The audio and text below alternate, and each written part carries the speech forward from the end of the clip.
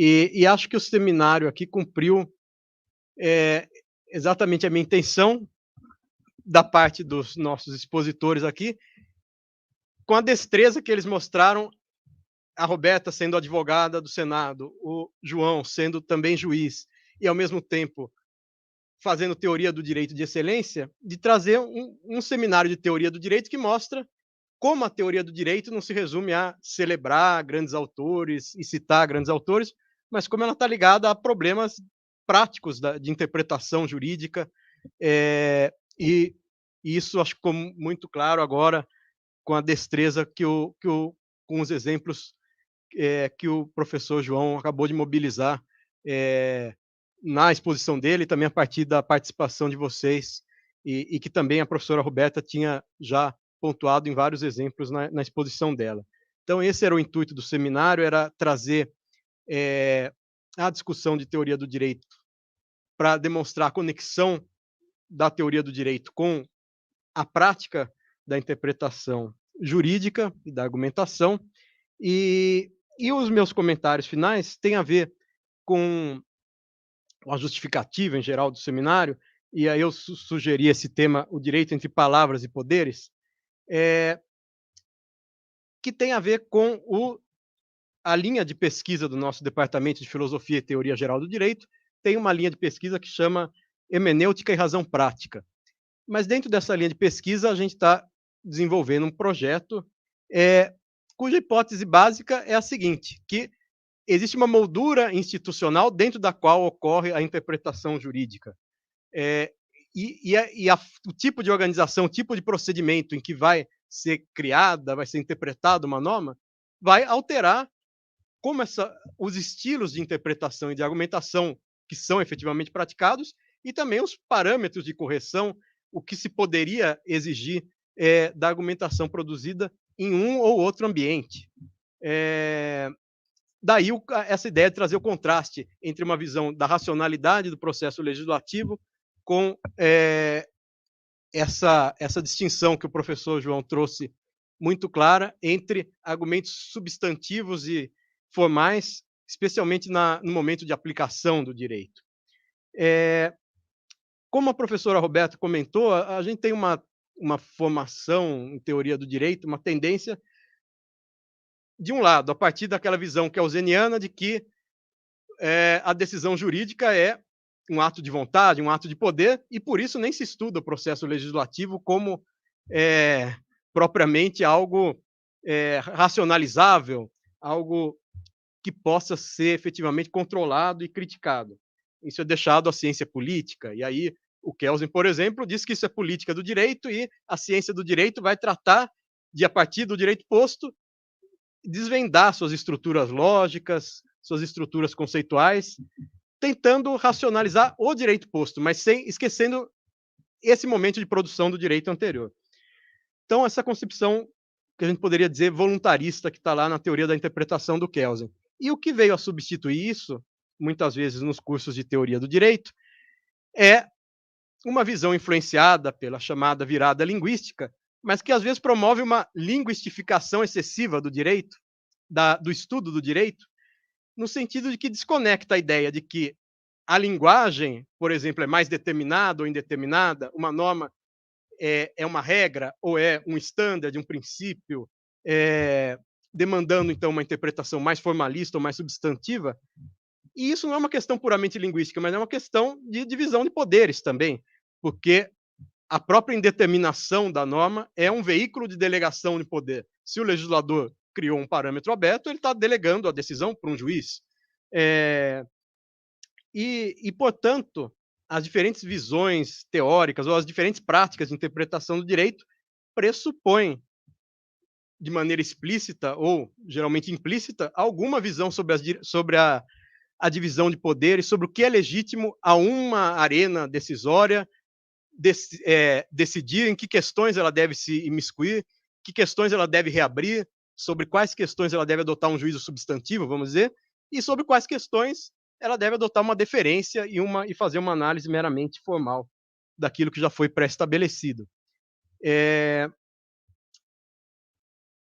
E, às vezes, então, essa moldura institucional, as questões de competência de processo, são tematizadas, viram argumentos institucionais explícitos dentro de algum processo judicial, por exemplo, mas muitas vezes não. E essa moldura, o que cabe a cada poder, o que cabe a cada procedimento,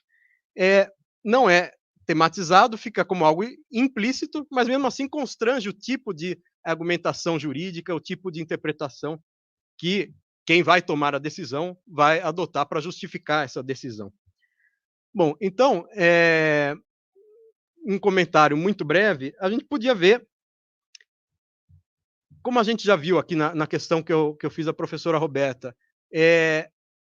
a gente tem muitos rótulos no direito que a gente costuma desprezar, até como o professor João comentou. O Brasil tem uma cultura mais substancialista, então costuma considerar um termo pejorativo, até formalismo jurídico. Mas as diferentes escolas de interpretação do direito e até conceitos para a gente sistematizar a prática jurídica, tem uma razão que justifica esse tipo de prática de interpretação que é feita ou que é prescrita, por um argumento também com relação aos poderes. Então, para dar alguns exemplos aqui bem esparsos, que a gente trabalhou de maneira mais detalhada ao longo do curso, aqui para quem fez a disciplina de leituras de teoria e filosofia. Por exemplo, parece, claro que eu vou tomar um risco aqui de falar do direito romano diante de um romanista, que é o professor João, mas no direito romano do período clássico, que era o período em que a arte retórica era muito valorizada, e, portanto, parece ter uma tendência mais substantiva, em que os jurisconsultos eram aqueles que dominavam os costumes daquela comunidade, dominavam o que foi decidido em casos anteriores, e exerciam com virtuosismo essa retórica, era, ao mesmo tempo, uma prática de argumentação jurídica que estava constrangida pelo fato de do direito ser aplicado não dentro de um procedimento parecido como a gente tem um tribunal hoje, não com profissionais formados com uma cultura jurídica uniforme numa faculdade, mas era uma certa classe social da qual se destacavam os jurisconsultos. Você tinha uma fase em que o pretor público organizava a solução da controvérsia, mas quem ditava a solução propriamente do caso era um árbitro privado. Então, essas mudanças do tipo de procedimento decisório vão influenciar o tipo de interpretação e de argumentação que é feito e que é demandado. Se a gente der um salto para o período moderno, quando os justos racionalistas vão tentar sistematizar listas de princípios, direitos naturais, para constranger, para impor limites sobre o direito dos estados absolutistas. Esses limites, essas declarações de direitos, de princípios que eram tratados de filosofia moral, no fundo foram positivadas de alguma forma nas declarações de direitos, nos códigos, e isso que vai gerar o formalismo jurídico, com essa preocupação de que o juiz não vai fazer uma interpretação mais gramatical puramente por ele ter dificuldades de raciocínio. Não, é por uma opção, por uma cultura jurídica que vai valorizar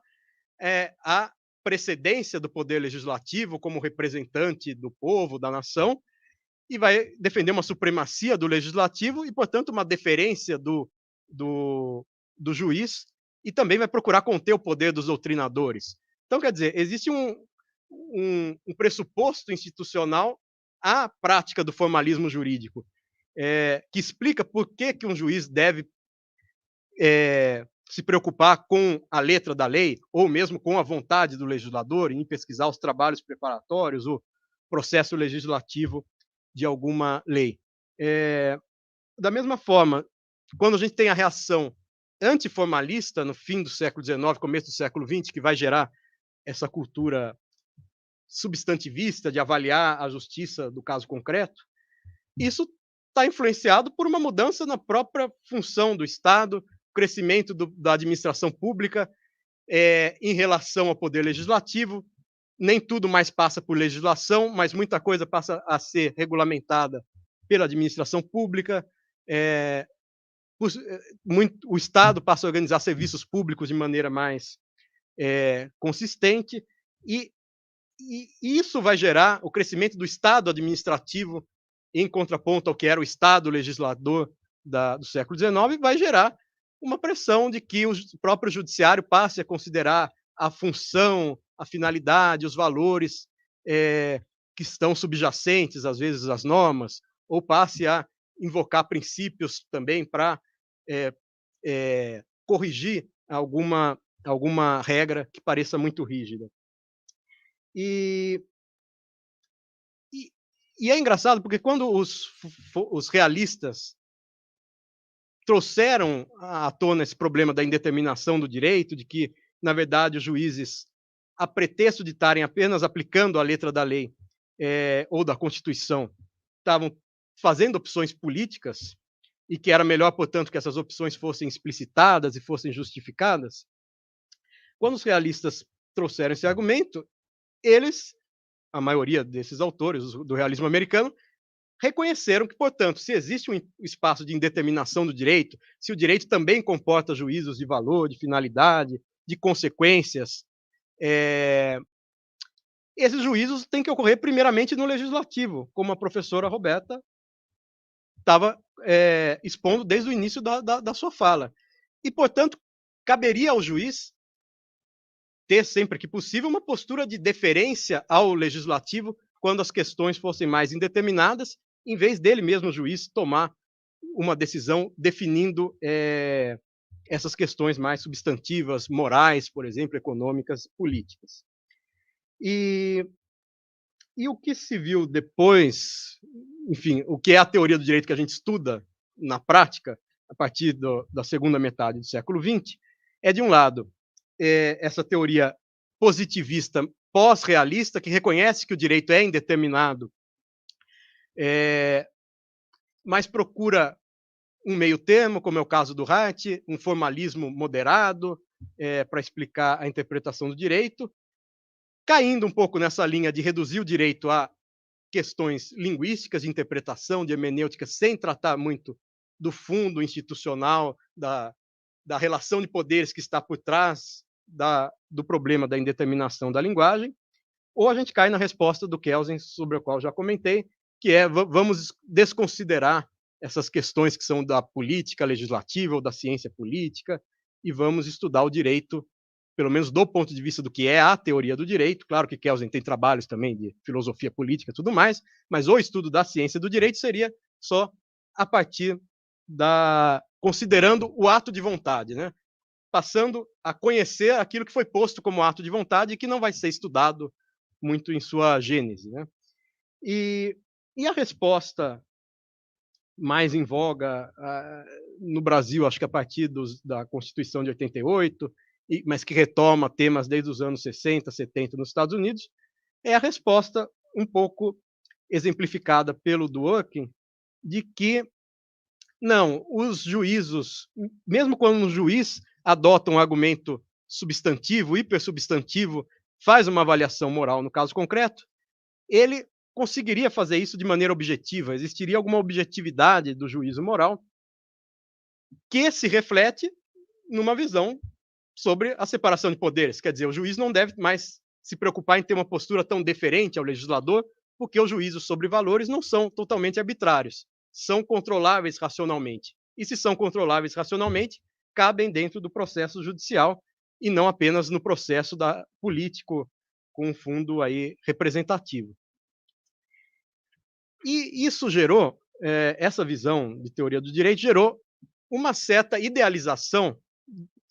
da interpretação, da argumentação que ocorre no judiciário, em contraponto ao que ocorre no legislativo, e por isso a gente abriu aqui com a fala da professora Roberta. E a gente nota isso tanto na teoria do direito, no sentido mais estrito, quanto na filosofia política, na teoria constitucional, quando alguns autores vão até esvaziar a ideia de que a democracia seja baseada no legislativo, na representação política, e procurar entender que a verdadeira democracia, a verdadeira concretização da ideia de república, de bem comum, de vida deliberativa, não estaria no legislativo, estaria nos tribunais, porque o legislador seria aquele personagem corrupto, autointeressado, que negocia, barganha as suas posições, enquanto o juiz, sim, seria o personagem de quem é exigido que pelo menos racionalize os seus argumentos, apresente os seus argumentos de uma maneira universalista, impessoal, e por isso os juízes representariam melhor uma democracia deliberativa, que seria mais autêntica que a nossa falha democracia representativa, aí fixada, ancorada, pelo menos, especialmente no legislativo. E as respostas, então, a essa dificuldade, essa idealização do judiciário e esculhambação do legislativo, caminham no sentido de alguns autores contemporâneos que tentam visualizar em que medida existe também irracionalidade, vamos dizer, barganhas, negociações no judiciário, e em que medida existe racionalidade em meio às negociações mais evidentes do processo legislativo. E é o caso, para citar dois autores contemporâneos interessantes, o caso do Schauer, que vai recuperar a ideia de formalismo jurídico nas últimas décadas para dizer, ele tem uma citação interessante que em algumas questões é mais legítimo que o povo decida ou que os legisladores decidam do que os professores de filosofia moral da Universidade de Virgínia, embora os professores de filosofia moral da Universidade de Virgínia sejam mais experts naquelas questões. Mas existe uma questão de fundo da legitimidade política que indica, orienta alguma precedência do legislativo, por exemplo. Então, ele vai defender que alguns países podem, por meio da sua cultura jurídica, da hierarquia, da organização dos tribunais, tenderem a adotar uma linha em que é privilegiada a interpretação literal, a menos que haja razões substantivas muito fortes para derrotar a interpretação daquela regra que já está bem clara ou daquela razão de decidir que já foi consolidada pela jurisprudência. E um outro autor interessante contemporâneo também, o McCormick, quando o McCormick vai dizer, por exemplo, é claro que o raciocínio consequencialista é muito mais presente no legislativo, mas em que medida também cabe ao judiciário fazer alguma consideração sobre finalidades e consequências?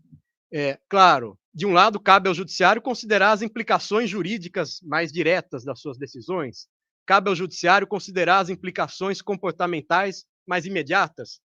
decidindo um caso hoje, o que vai acontecer imediatamente, o que é previsível que aconteça diretamente na sociedade a partir da decisão desse caso. Agora, não cabe ao judiciário fazer amplos estudos sobre as consequências de uma determinada decisão judicial, como talvez caiba mais ao legislativo, com sua assessoria técnica mais numerosa, mais qualificada. Então, é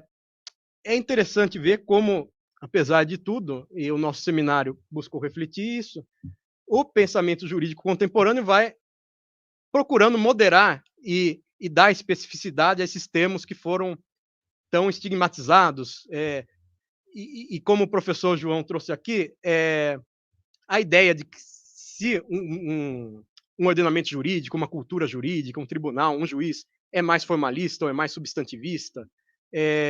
como avaliar isso dependendo do ramo do direito, dependendo da cultura jurídica. Isso implica também trazer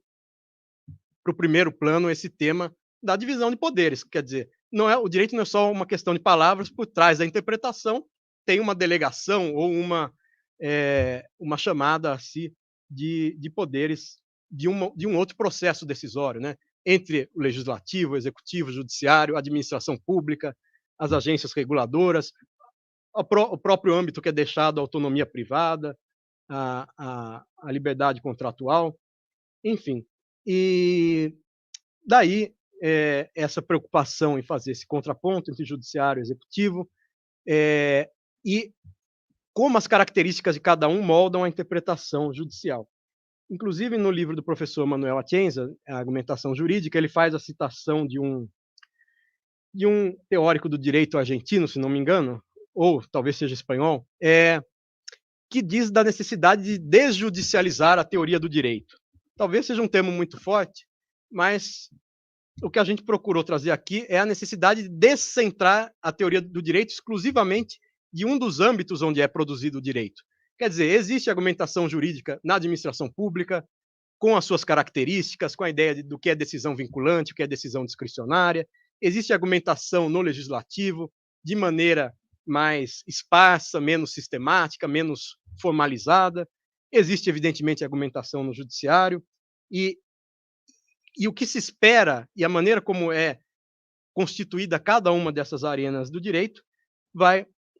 gerar não só uma prática predominante de argumentação, de interpretação, mas também um padrão de correção do que se pode legitimamente esperar que um juiz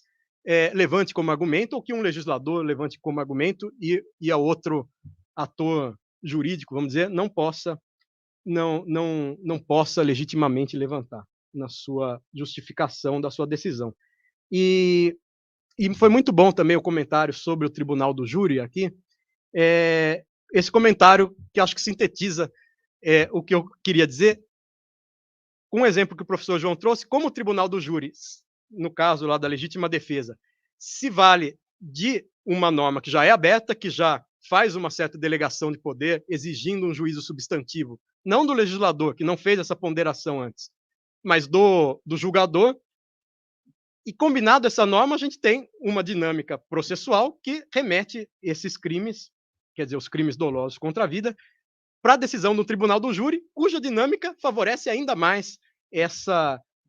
delegação de poder, essa indeterminação e essa substantivização do direito.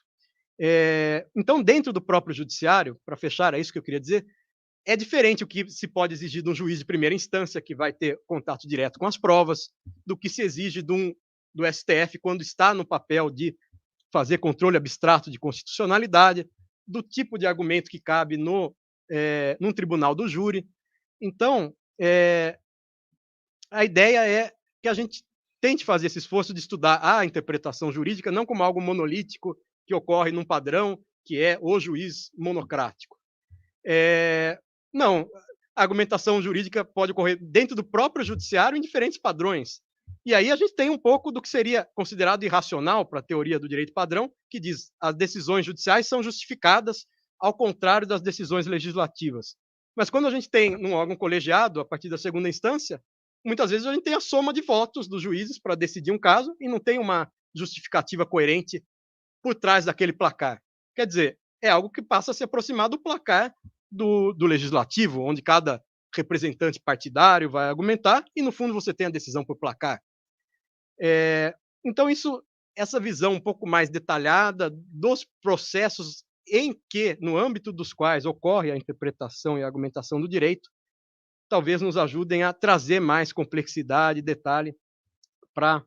teoria do direito, para a teoria da argumentação jurídica e nos ajudem a ver o direito como essa combinação de negociações, de poderes, de atos de vontade, mas, por outro lado, de argumentos, de discursos que tentam justificar e que embasam e cultivam uma certa um requisito de legitimidade, de apoio a essas decisões que são tomadas e que, portanto, não são explicáveis puramente por razões psicológicas, por exemplo, do juiz, ou,